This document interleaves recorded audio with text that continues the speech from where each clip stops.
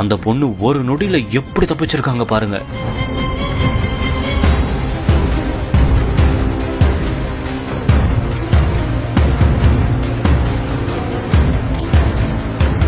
பேருந்து நகர நகர அவசரமாக ஓடிச் சென்று தாண்ட முயன்ற பெண். கேரள மாநிலம் கொல்லம் மாவட்டத்தில் உள்ள பாரிப்பள்ளி பகுதியைச் சேர்ந்த ஓமனா என்ற ஒரு பெண்மணி உறவினர் வீட்டிற்கு செல்வதற்காக பேருந்து நிறுத்தத்திற்கு சென்றுள்ளார். அப்போது சாலையை கடக்க முயன்ற போது அங்கு பேருந்து சட்டென நகர்ந்துள்ளது.